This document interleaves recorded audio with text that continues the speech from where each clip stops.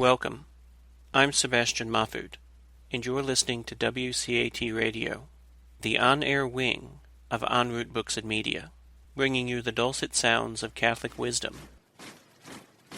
Welcome to Medieval Church History. I'm Teresa Holman. With me is Father Michael Witt. Welcome, Father. Thank you, Teresa. It's show number 34, and I think today we're going to continue talking about education. And we are. We're going to be looking at universities. Wonderful. Some of the great teachers, some of the great universities, and we're still setting ourselves up for the coming of Aristotle and philosophy.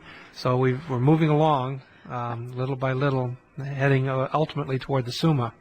Oh, wonderful. I have to chuckle every time now I think about universities and the quote you ended with last week about they have everything, the textbooks, lectures, scholars, cathedral schools, everything. Yes. What's the only thing missing? Got to have a tavern for a university. Yeah. Well, I've looked through my my notes for today, and I don't necessarily have anything to say about taverns and pubs, but if we have time at the end, maybe I could explain a little bit. I'm sure it's going to come up. Oh, I'm sure it has to come up. They're absolutely vital to universities. You know, there's an old German saying about that, in vino veritas. You've heard that before, the Latin phrase, in wine there is truth. And then the Germans add on to that, darum trinken wir Bier. That's why we drink beer. Uh-oh.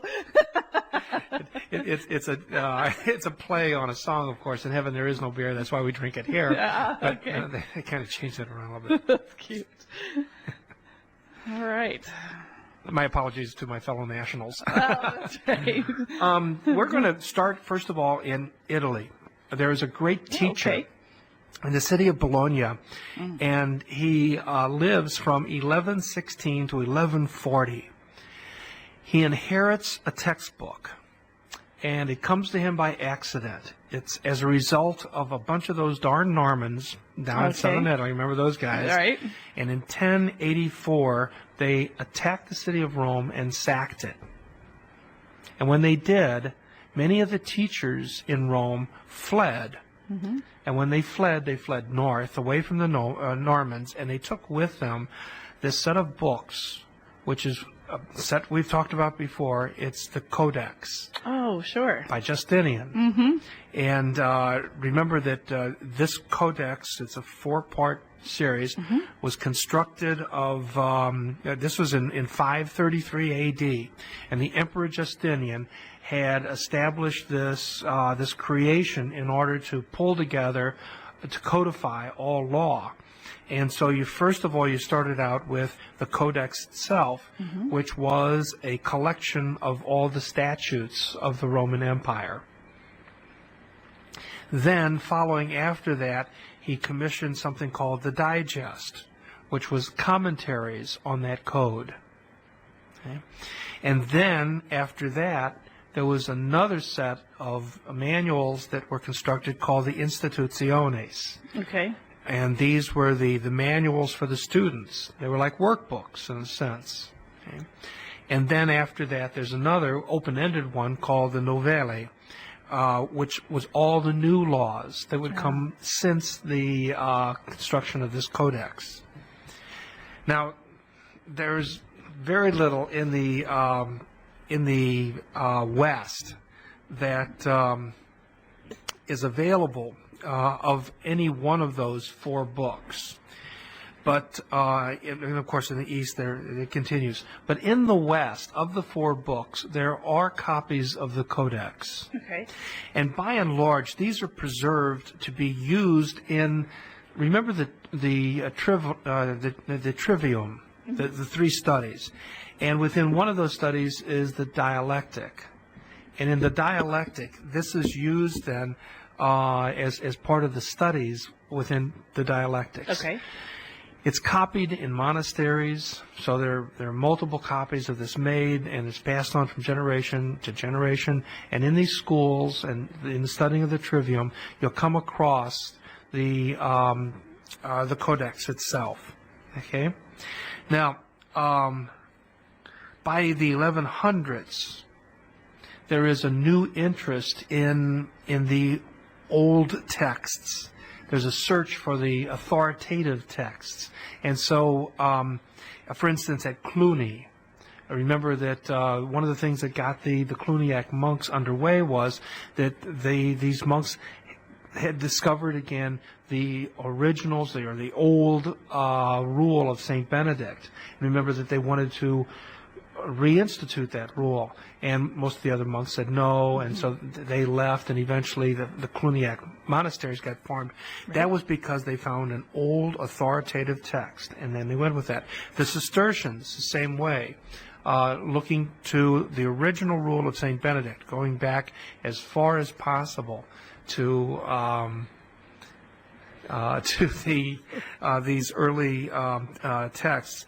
Not only that, but also among the papal reformers, there again you have, going back to the earlier texts, the early church fathers looking for guidance and looking for insight. So there's a greater respect. By the 1100s, there's a real great respect for ancient texts. Sure, okay. You know, even Frederick II himself was looking for ancient texts in order to bolster his imperial rights and authority.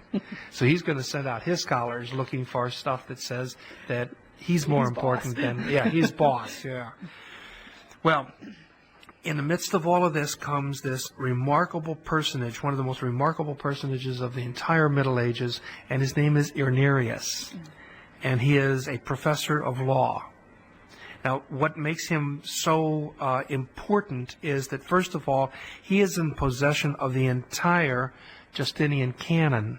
So not only does the Codex arrive in Bologna, where he is, but also the Digest, the Institutiones, and the Novelle.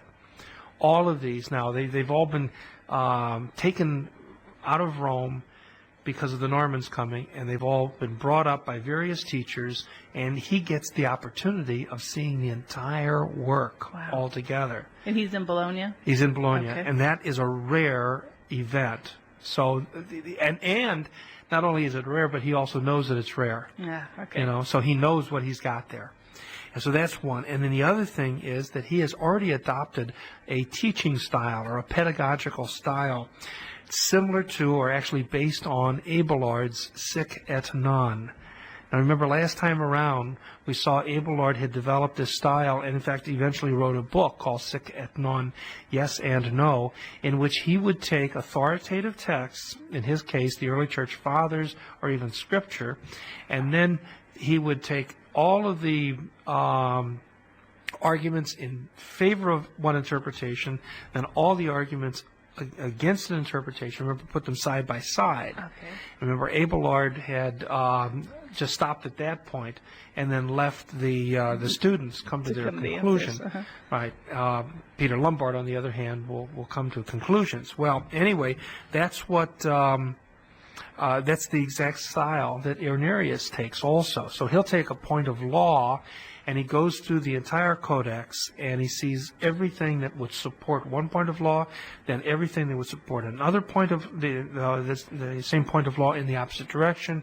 And then what he does is he helps the students go through the logic of the dialect until they finally come to a correct conclusion. Okay.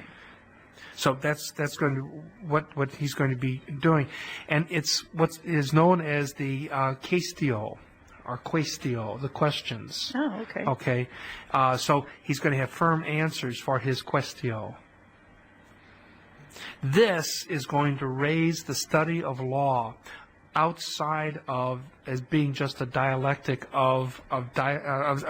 just beyond being just a subset of the dialectic of the trivium. So this is no longer grammar school. This is law school. You know. He popularizes a single code of law. He establishes the study and practice of that law as a technical, professional, and scientific grounding. So this is just incredible. Mm-hmm. You know, that this one individual could have this kind of influence. But he certainly does. And through this, and through because these are the right times. These are the times when there's this interest in spreading, in getting a definitive law. This then spreads out of, and it's known, of course, as the Roman law, the Justinian Code. And this spreads out of Italy, northern Italy, then, and within a very short period of time, you find it also being brought into southern France. Okay. Now, France, we'd mentioned before, is kind of divided into two dialects or language groups. It's both French developing. In the south, you have the Languedoc, the language of the doc, or the yes, and then further north, it's oui for yes. And you can also divide France into two parts according to law. And one is known as the Pays de droit écrit, okay, the land or the country of written law. Oh, Okay? okay. And then also you have the Pays de droit coutumier, which would be the oral law or traditional law. And so in that Pays de droit écrit, the land of the written law, now you have the introduction of this Roman law, this written Roman law codified in a way that they had never done before. But they're eager to accept it, and it's familiar to them because although they don't have Roman law in the Justinian sense, they've been very familiar over the last several hundred years with church law, ecclesiastical law, and ecclesiastical law is itself a reflection of Roman law. So there's a very easy movement from the one into the other. Everything is ready. The time is right, and that's one of the reasons why the influence of Irnerius is way beyond anything that you would expect. One law professor in one northern Italian city to have this kind of influence, Europe was ready for this moment, and they certainly jumped on it. And Bologna was the absolute perfect spot for this, too. The reason for this is it was a city. It was an independent city, so it wasn't under the control of any king or emperor or any kind of a individual who would control it and squash it. So it's an independent city. Bologna also has a pretty darn good climate. You know, if you've ever been to Rome in the summertime, it can be pretty brutal, and certainly any place south of there can be too. Get much further north, and you get into that Po River Valley, Alpine area, and you got snow and rain. But Bologna is very nice. The climate is very nice, and add to that, it's always been known for good food. So this is a place that if you've got to go someplace to study, this is not a bad place to study, as long as you keep your attention on your studies. There always and always have been a lot of good teachers in that area too, and they're lay. I mentioned last time around that the Italian schools, the public schools, that Scuole Pubbliche that I mentioned before. In Italy, they tended to be lay, and they survive, unlike in much of the other parts of the empire that didn't. So that tradition of the Scuole Pubbliche, the public school, which of course is open to the public, but you have to pay for it, right? Okay, that never really died out in Italy. And here in Bologna, you have these schools that are supported by the municipal leaders. So the city itself is going to help support these schools and these teachers in keeping things going. And then also there's a long tradition among northern Italian nobles to be literate. They considered it to be disgraceful not to be well read. And they're as easy around books as they are around swords. In many parts of Europe, you don't find that, unfortunately. Many of the nobles are, kind of grunting characters and all, but in Italy, they always have a certain nobility about their nobility. Okay.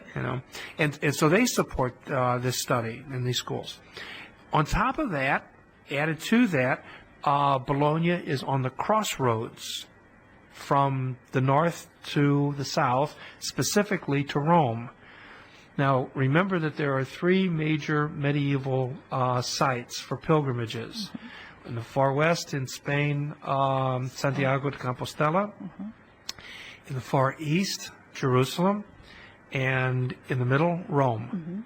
And so anyone going to a pilgrimage, anywhere from France or from Germany, are the extensions beyond that, England and the Scandinavian countries, Poland, whatever, Eastern Europe, their tendency is going to be to go by way of river routes, especially the Rhine, down and then across the Alps and then down through Italy, and almost everybody goes through Bologna. Okay. So everyone knows Bologna. And if you've been on a pilgrimage to Rome, 90% of the chance you've gone through Bologna, and you have to be impressed by the food and by the climate and by just the beautiful countryside. So that made sense. So the reputation of Bologna adds to that. From the south, it's only natural that these teachers are going to flee to the north. When the Normans come in, they're going to flee to the north, and they're going to naturally flee toward Bologna. So these Roman law teachers, bringing their libraries with them, and the students also, are going to be going to Bologna. It is the most Roman of all of the northern Italian cities. Okay, there are others that are there. They're just, well, they're just not. They don't have that same touch. In fact, the capital of that region, even to this day, is known as Emilia-Romagna. Right? So there you have Bologna, and the size and scope of the studies that are going on there in the Middle Ages are quite shocking, I think, to our modern eyes. We tend to think of this as being a relatively small undertaking, and not much going on, and everything. And we really have to step back and look at just the sheer numbers and the diversity of education. In Bologna, you had 4 different kinds of schools in operation.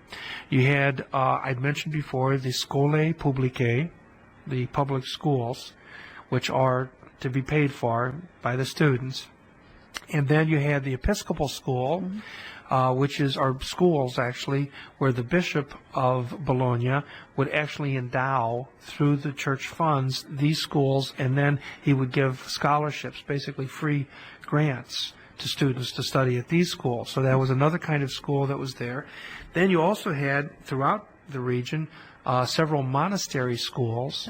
So various monasteries would establish their own schools, and interestingly enough, in that particular area, those monastery schools were very interested in the study and the teaching of canon law, of church law. And one in particular is San Felice. The monastery of San Felice has a very famous alumnus from its monastery law school, and his name is Gratian, who was one of the great jurisprudence figures of the Middle Ages. This was around 1140. So those are 3 different kinds of schools. And then the 4th kind of school, so you've got the secular school, or the Scuole Pubbliche. I can't call it secular school, but it's the public school, the Episcopal school, the monastery schools, and then finally you had the law school of Roman law itself in Bologna. And that's where Irenaeus is going to be teaching. Now, it's a very interesting school and very unique in and of itself. And one of the reasons is that the students who are there are adults.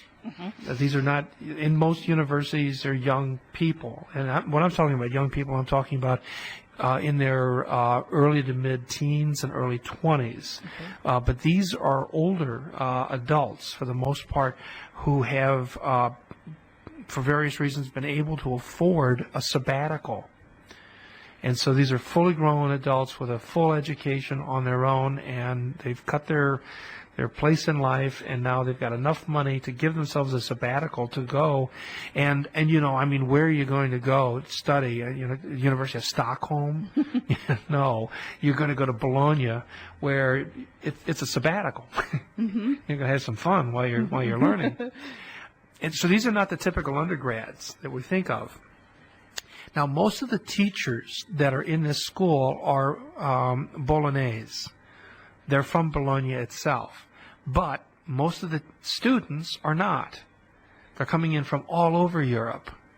Now, here's the thing that got me. I had forgotten this entirely from many years ago of reading books and studying about this. When I went over this material again, it jumped out at me that the student body at the law school of the University of Bologna at this time in the 11th century, early 12th century, was 10,000 students. Oh, my gosh. Isn't that phenomenal? That's huge. That's the size of a modern university. Absolutely. Yeah. Not just a law school. The whole university. Yeah, right, yeah. Yeah. I mean, I was really surprised. Oh my gosh. And then the interesting thing is within this group of the students who are studying at the university law school, that there are some Bolognese students in that group also. And here's the first group that actually forms together their own body, their own, I hate to say the word union, society. I would say not a club, but yeah. Yeah, a society, okay. And it's called a Universitas. Okay, that's, and in fact, eventually they'll be known as the Universitas Societas, the Universal Society. Now, it's only for their group, okay? And what they did was, they got together as a group. They said, okay, we elect our own officials. We are then going to band together and go, and we are going to get various things from various people. So they took their leadership, and their leadership went over to the local magistrates and said, okay, we see, I'm making this up. There's a law, a curfew law of 10 o'clock at night. We want you to write an exception for the Bolognese law students that we can be out until midnight. And they, well, we're not going to give you that. Well, we won't vote for you next election. And they began using themselves as almost some kind of a political action committee to do this. And they got it.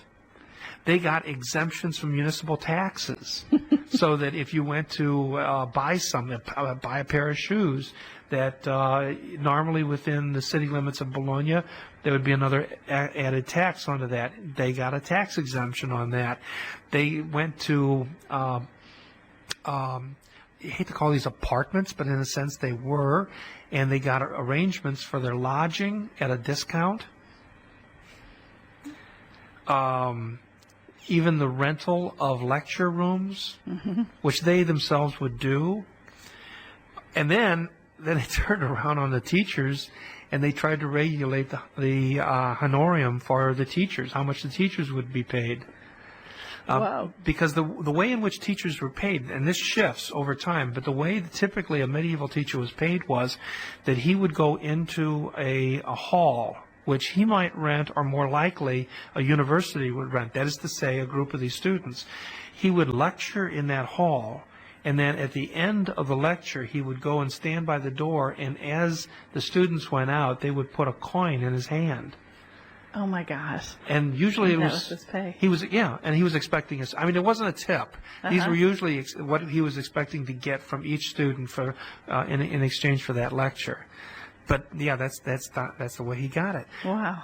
Now what happens is eventually these non-Bolognese students look around and go, hey, wait a second, we're getting rolled. These are people who can afford to go on the sabbatical, therefore the prices go up because they're in town. And so they began forming together their own universities too. The law teachers, and these are, remember, Bolognese citizens, by and large, they went to the city leaders and they said, hey, look what's happening to us. And then what happens is the city turns around and says, you'll be under our protection. We'll write laws to mandate certain things for you. Now, this is totally different from what happens in all the other universities we're familiar with. Paris, Oxford, all the northern universities. Nothing like this happens up there. We'll talk about them later. But what happens in Bologna is that the teachers then form together their own university. It's under the auspices and protection of the city government. The city government then mandates the salaries for these professors, and then they become civil servants. for all practical purposes, they become slaves to the city. Right. One thing interesting is that if they decided to leave, they had to sign non-compete clauses. Wow. So if they left the city higher, they could not go and head off to someplace else and continue their teaching. They'd have to find something else to do. Students, this got so topsy-turvy that you find in Bologna students actually fining teachers for starting late or ending late. Oh my gosh. So not only were they no longer being paid by the students, but the students turned around and said, if you start class late or if you keep on lecturing past there's no bell, but if there were a bell, then you'd be fined. They at one point, some of these universities, these students' universities, actually tried to fine the teachers for teaching difficult subjects unclearly. Oh, wow. Okay. So if they didn't explain their point well enough. That's right. And so, could you imagine this? I mean, you're up there lecturing and some student raises his hand and says, I'm sorry, Professor, I don't understand what you just said. And you think, oh, I'm going to get fined. Oh, my gosh. And so, as I say, then the city even jumped on the bandwagon and required these teachers to sign non-compete clauses and long-term contracts. Wow. Where they had to stay at the university. Now, they got away with it with the teachers. And, of course, remember, these are mainly Bolognese. They're citizens of the city. But then the city says, oh, this is not such a bad idea. Let's try it with the students. Uh-huh. And so they tried to get the students to sign long-term contracts that they would study at the University of Bologna and no other school. And the students balked at that. And there was this huge conflict between the student body and the city on the other side. And luckily for the students, they had an ally down in Rome. And this was Pope Honorius III, wow. who wrote letters to them encouraging them to stand up to the city. Wow. Well, eventually, what they did was the students they used their power to boycott certain professors. So that a professor was teaching a course in a course of studies and had these lectures already set up, no student would sign up for it. Oh, okay. And so the city then found itself paying for this guy and not getting anything back out of it. They even threatened to switch from one university to another, whole bodies of them. And in fact, that we're going to see how that happens. There are whole medieval universities that are established as a result of sometimes it's the students, sometimes it's the teachers, sometimes it's both of them simply saying, we've had it with you guys, we're out of here. And they go someplace else. Wow. So, this is really a topsy-turvy kind of everything's evolving. Very tentative, yeah. Yeah, everything's very tentative. In Italy, at least, then there were these universities of students, which they then dictated. The students dictated the bachelor's degrees, who would receive a degree, the prices that they would pay. Wow. Could you imagine? No, I can't. Any university today where the students say, well, we're going to... I think we'll pay a quarter for this class. Yeah. Or, it was an average, was it $20,000, $30,000 a year That's right. at a normal university, a private university, and they're turning around and going, well, we'll give you 15, you know? I can't imagine it.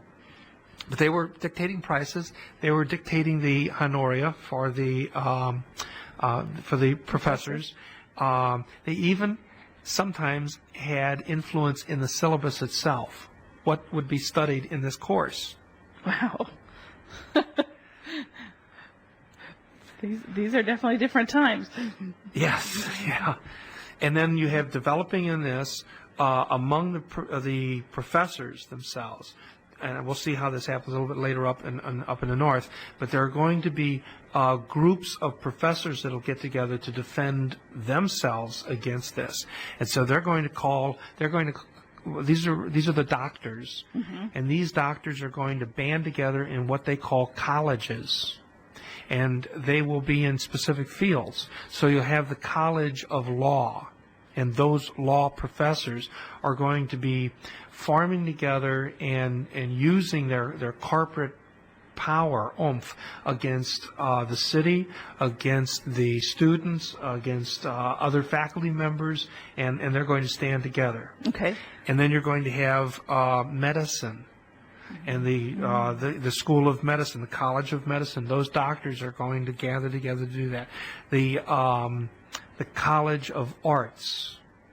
And that's a rather wide. It takes in all the liberal arts today, but and with the exception of theology, the College of Theology is a separate group also. So that's what happens in Italy, and that's how the Italian universities will form. That's how the University of Bologna will form. It's actually a confederation of different schools and colleges meaning faculty groups, and universities meaning basically national groups of students. Okay. Then in the north, you have a somewhat different development, and the benchmark in the north really is Paris.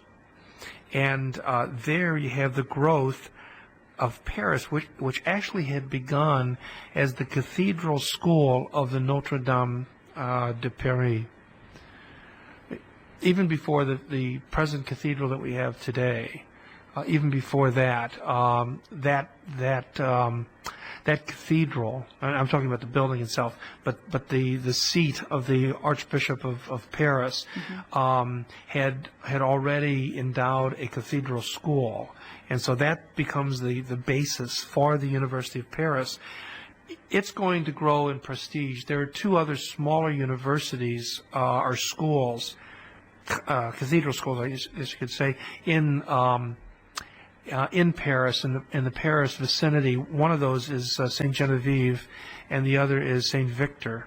Oh. And those two schools are going to decline in enrollment and prestige as Paris grows.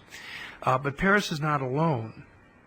Actually, there are a couple others that are even more well known than Paris at the beginning, and particularly it's going to be Chartres. Rem, we've already seen Rem, very important. Laon, and these schools are going to attract lots of people until Paris lands a superstar, and that's going to be Abelard. Okay. I remember that Abelard has something of a rough row to hoe because he's kind of mouthy, right. And eventually he's invited to leave the university he was studying at because he was a better teacher than the teachers there, and so he's invited to come to Paris. And so when he does, that's the place to study. You might have a chance to hear Abelard, or if you can't hear Abelard, you could hear one of his students. And here's the guy that wrote Sic et Non right there, and that's where he writes it right there. And then Paris is really on a growth pattern at the during these same centuries, because the kings are really trying to make Paris a place to be, a real tourist destination, and so there are parks and there are gardens, there are river walks along the Seine River, both sides of the Seine, that are encouraged, that are built in order to make Paris a more attractive place to be. Philip Augustus, we'll see later on, brings in special engineers, and they build these fortifications around Paris to protect it. But there are all sorts of things that are, and then on top of this, it's going to become the place. If you want to eat good food and drink good wine, it's the place to go. Remember those Cistercians? Remember a good number of them? They had gotten to the point where they didn't do anything besides make wine. Right. And remember how they used to convert? So used to go up to Paris, sell all their wine, and then they would get all the other food and everything they needed. So they didn't have to do anything else except grow wine, grow grapes, make wine, and then they could buy whatever they needed at Paris. And so Paris is the the place, Trading place. the trading place where all the best stuff is. Yeah, yeah. And so, again, although the climate is not quite exactly what you find in Tuscany, it's not too bad. And so people begin going toward Paris. Now, the cathedral school itself, as it begins to grow, is dominated by the chancellor of the diocese. Typically, cathedral schools are dominated by diocesan chancellors. In fact, that's why we call the head of a university nowadays a chancellor. And so besides all the other things, the other matters, the worldly matters, the chancellor is involved in, while the bishop is out doing sacramental things and episcopal things, he's also in charge of the school, of the cathedral school. And so he does the hiring and firing.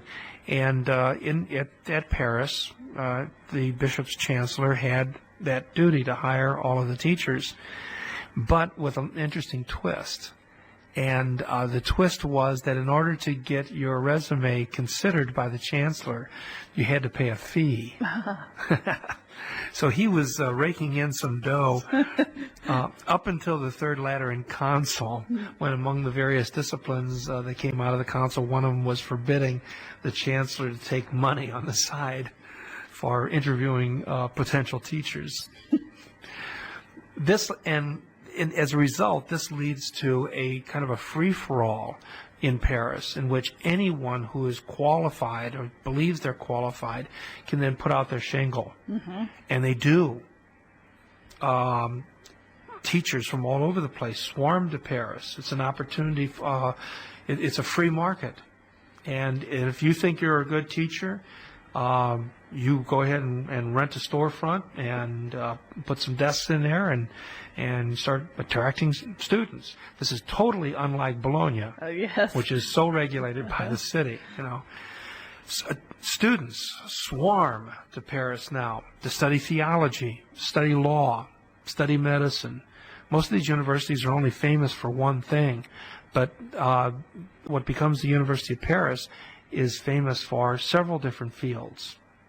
And so it's attracting these students, and it grows so fast. That this in the center of Paris is the Seine River runs through it, and in the center of the Seine River is an island called the Ile de la Cité. It's the place where the Notre Dame Cathedral is, and it's the place where Saint-Chapelle and many other important government buildings are. And today it's linked with both the east and west, or the north and south side, left and right bank of the Seine River through a series of bridges, of course. And in some of their streets, actually, people just drive in order to get from one part of Paris to the other. They drive right across the Ile de la Cité. And so there's a lot of traffic today. But at that time, that was the heart of the city. That was the center of the city. And then what happens is that it begins to grow because of all of these students. And they all ended up going to the South Bank. For whatever reason, they had a tendency to go toward the South Bank. And living quarters were there, and classes were there, and professors had made their homes there, as well as on the Ile de la Cité. And so in that area of Paris, which is in sort of the southeast quadrant of Paris, you would hear, as you walk around, you would hear Latin spoken rather than French. Or the various dialects of French or English. And that's because everybody who was there, they were all fluent in Latin, of course. That was the language of all the studies. And so it became known among the locals then as the Quartier Latin, the Latin Quarter. That's why it's called the Latin Quarter today. It's also referred to as the left bank of the Seine River. So as you're looking at the Seine, as the water flows down toward the sea, if you're standing in the middle, it's on the left side. Okay. So hence the left bank. So, well, eventually you have so many teachers and so many students, and there's such chaos that somebody has to come up with some kind of a system to qualify teachers. If the chancellor is no longer able to license them, who's going to do this. And in Paris, it becomes the teachers themselves. Again, they band together. And they form this society of masters and Magister, okay, teacher, Magister. And these teachers themselves would certify the qualifications of each other. Okay. And then any bachelor who stays on to continue their studies under a master, when they've completed their studies, would themselves be tested and then certified as a master. And then, so you have then this a college of masters, okay, and they require the new master to pass the exam, to matriculate before them, pass the exam, and then they then will give a welcoming address. It's called an inception. Nowadays we call it a commencement. Okay, but it was called an inception. And at that time, one of the things that the new master had to do as he received this degree, and he got his sheepskin, literally a parchment, where the degree was written on it, was an oath of obedience to the statutes of the other masters.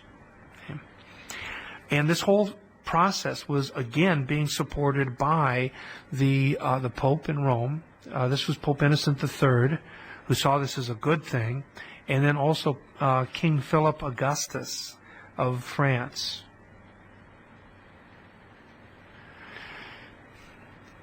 And through their support, both the king and the Pope, this university develops in such a way as to become independent of the city. It's going to maintain its independence, unlike Bologna. It's going to maintain its independence. I guess this is a good time just to throw in the title of this particular presentation. Okay. Okay. And that is the Universitas Societas Majistorum Discipulorumque. Okay.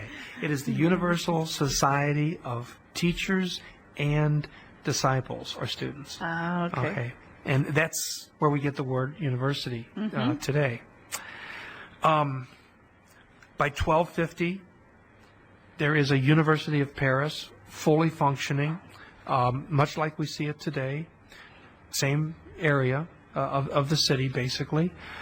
It's made up of 4 bodies. There are 4 parts to this. It's a federation. A university is here in the United States. Our idea of a university is much more monolithic. In Europe, many of these older universities are actually federations of other bodies, learned bodies. And in University of Paris, the University of Paris has 4 of these bodies. Now, this is a little confusing because the first body has 4 parts to it. Okay. But it's known as the Nations of Students. Okay? And it's called the 4 Nations of Students because there are 4 nationalities that are recognized. Okay. And 3 of the 4 are French. Or we would today think of them as French, but back in those days, they didn't think of themselves as French. Okay. Now, the Ile-de-France did think of themselves as French. That's the center of France itself. It's Paris and the surroundings. Okay. And they considered themselves truly to be French. They're the French. Yeah. But the other one of the other nations was Normandy. Oh, okay. And honestly, you could understand that they're of Norman stock, Norseman stock. Remember, just a couple hundred years earlier, they were the ones running around ravaging. Then you had another group called Picardy, and the Picards are in southwestern part of France. Southwest. Okay. We would think of them as being Gascons. Aquitaine, that area. Okay. And then finally, the third nationality is English. Now, again, wait a minute. But think about this also. This is in 1250, 1066. The Normans went to England, conquered England. But 150 years later, you've got a unique Englishness coming about. But there's a tie between England and what we would call France today through Normandy, you know. So, and most of these English who are going to be overstudying in Paris are going to be fluent in French. It's going to be Norman French. Okay. And they're still maintaining that language. So that's the first part. Okay, that's the first federation. The second federation is the theology faculty. Oh, okay. Okay. So this is like one of those Bologna colleges, okay? And so that's the theology faculty. The third is the law faculty, but the emphasis here is on canon law, not civil law. Okay? And then the fourth is the faculty of medicine. Now, each one of the faculties is going to be represented by a single individual called the dean. So you have the dean of theology, the dean of canon law, the dean of medicine. These are all terms we use nowadays, you know. And then the four nations of students. I was just going to ask, was there a dean of students? There's not a dean of students. Okay. I don't know. There might have been a dean of each of the national bodies. I don't know that for a fact. But all of them pulled together, they're overseen by a rector. Ah, okay. And eventually it's the rector who will be the administrative head of the university. But the whole concept of administration is entirely different from the idea that we work with today. You know, we look at the chancellor or the president of the university as being, he's the guy that's the shaker and mover, and he answers to nobody but the board of trustees, you know, that sort of thing. Here, they were really the functionaries of the university itself, making sure that everything is running properly, you know, and then representing their university body to the rest of the university and to the public. Okay. Okay. What you have then is a rough democracy of these four faculties. And it's a democracy that's done through deliberation and through majority rule. And so, you know, you got a bunch of people who are very literate, and they're going to, you know, exert themselves. Then what happens is that there are other groups that don't fit into these four subsections or the four nationalities, and so what they do is they establish their own colleges. So, for instance, the Spanish College in Bologna is pretty famous. Now, that's a college that's set up for Spanish students. Students are coming from Spain, and what they did was they then took money and they endowed a hospice so that the Spanish students could live there. And they become known as the Spanish College. There are other religious orders who have religious houses for themselves. And we saw this in some of those. The Dominicans in particular. The Carmelites are going to do the same thing. The Franciscans, it's going to be a real contentious issue as to whether the Franciscans should have their own houses, because that means they have to own something, you know. And then somebody turns around and says, hey, what about all the secular theology students who don't fit in? And what about them? And the man who comes up with this and realizes this is the chaplain for King Louis IX, St. Louis. And his name is Robert de Sorbonne. And he then takes his money and he gives it to a particular hospice or hall, which then is named after him, the Sorbonne. Okay. Literally, it was a dormitory hall for lay students who study theology. And of course, it's gone way beyond that now. Yes. This was in 1257. Now, what you're going to see is an explosion of these universities all around the same time. Later on, we're going to see the same thing happens with Gothic cathedrals. They all happen within 50 years. Same thing, very rapidly.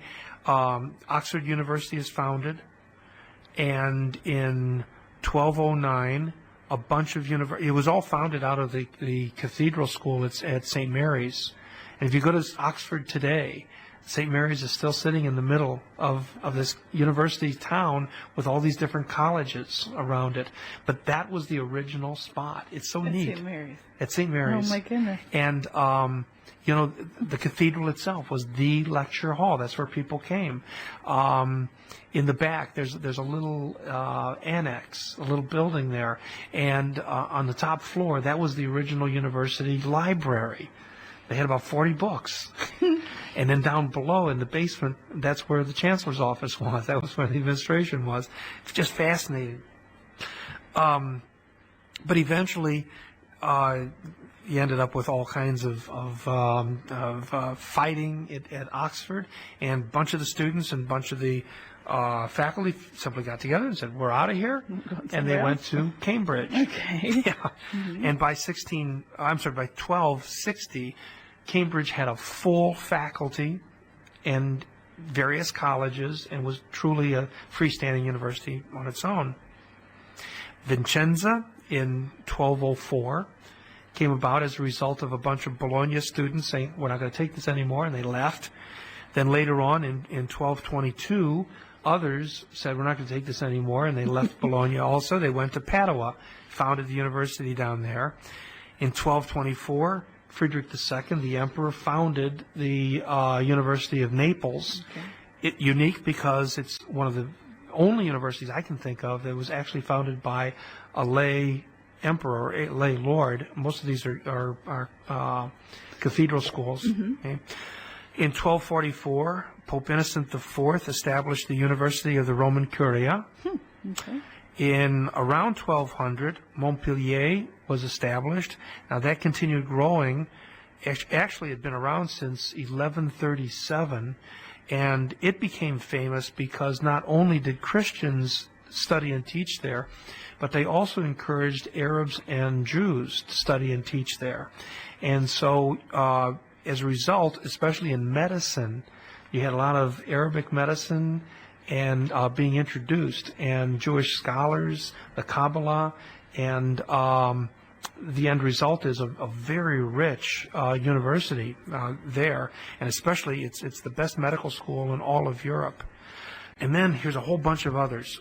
Orléans, through arts, plus law, and again, Orléans really got its emphasis or oomph through the University of Paris when people in Paris got sick and tired and they left and it came down. Toulouse in 1229.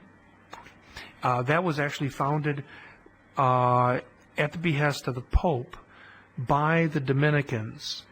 Toulouse is in southern France, mm-hmm. and the idea was to counter the Albigensians. Oh.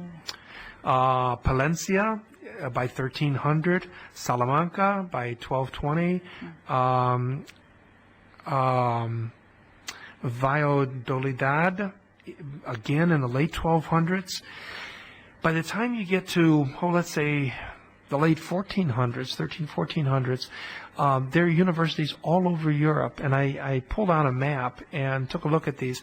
You could go as far north as Aberdeen, Scotland, and there's a university there founded in 1495. Go all the way over to Sweden, Uppsala in 1477. Go as far south as Catania in Sicily, 1444, as far west as Lisbon, 1290, and as far east as Krakow, 1364. And that, of course, is the famous Jagiellonian University where Karol Wojtyła had taught. Mm-hmm. Yeah. We got enough time to talk a little bit about the daily schedule? Sure. Okay, good.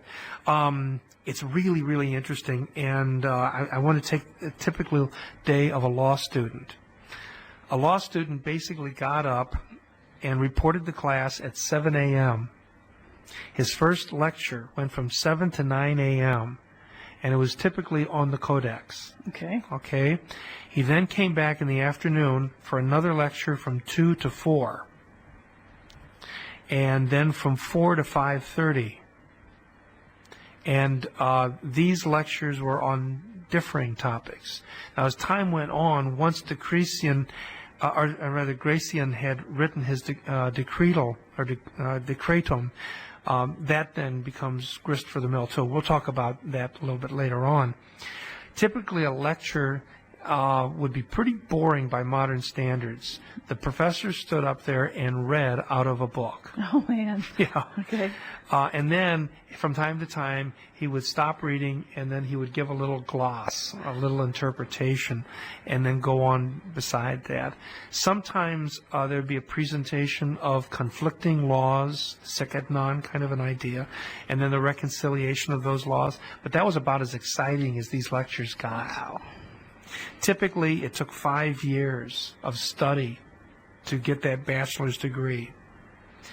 And then if you stayed on studying law, you would then study, after the 5 years, you would study another either 7 or 8 years in a single field of law in order to get a licentiate. Wow. And then it would be awarded by the faculty doctors. And eventually, by 1219, that tended to be with ecclesiastical approval. Okay.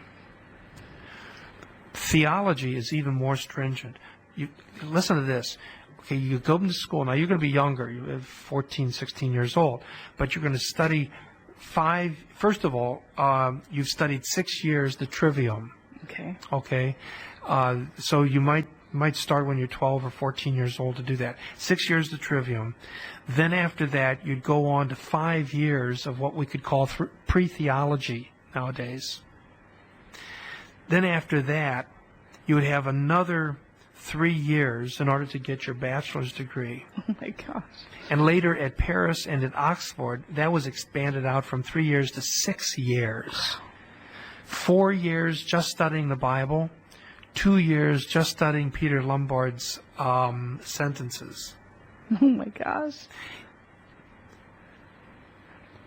That would be it, unless you went on for a higher degree, and if you went on to a licentiate, you'd have to study 4 more years of a specific field in theology. After that, you'd take 1 year in order to prepare for what's called a vespera, or vesperia. The plural is vesperiae, and that's basically a lecture. It would be the equivalent of a dissertation nowadays. Or an inaugural lecture.